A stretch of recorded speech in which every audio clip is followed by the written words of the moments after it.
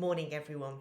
Right, from what you're telling me and what I've heard, you're finding multiplying fractions a lot easier than you were addition and subtraction of fractions, which is understandable. There's many fewer steps involved. You just multiply your numerators and you multiply your denominators. So we're going to move on today, but I want you to bear in mind your multiplication. We're going to start off with a bit of a brain teaser. So I've got a bar here. I'm going to draw a bit of a bar model. So first of all, I'm going to divide it into two equal parts. So I have got a half and a half. Okay, and I'm interested in just one of them for now. Okay, so I'm looking at my nice pink half. Now I'm going to draw another line here. And I want you to draw that in your book, and I want to see if you can write down two calculations that could represent. Not one, two. So have a really good think. Have a go at that. Put me on pause and come back when you're ready. Okay, so you should have had a go now. Now, thinking about what you were learning yesterday, I've divided that into two equal parts. So I have found a half of, or multiplied by, a half. And we can see that the answer, because I've divided it in half, let's cross that through that way, is now a quarter.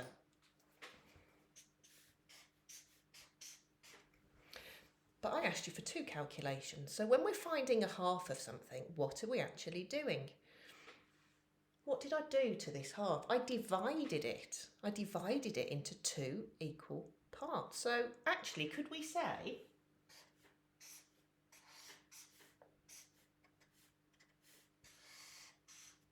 that we've done a half divided by two? Well, we could, because there's my half and I divided it into two equal parts. So you can see from that finding half of something, which is multiplication, is equivalent. It's exactly the same as dividing by your denominator. Okay, let's have another look. Division, fractions, two words that strike fear into every year six's heart.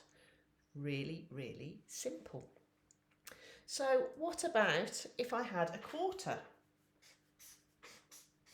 and I wanted to divide it by 2? Well, I know that dividing by 2 is the equivalent of multiplying by a half. So I'm going to write that down. You don't particularly need to do this. So it equals an eighth. So we've got a quarter. If we're dividing it in 2, we're going to make it twice as small, aren't we? It's going to get smaller. We're sharing it out. And we know that the larger the denominator, the smaller the fraction. So we're going to make our denominator twice as big. Right, one more. A third divided by 4. Okay, so I could write it's equivalent to finding a quarter of, which equals a 12th.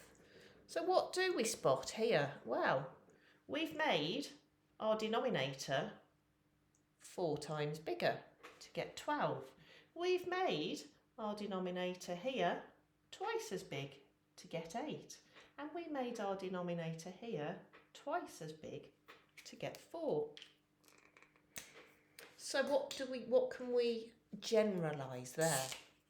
Well, when dividing a proper fraction by a whole number, you can just multiply your denominator by the whole number.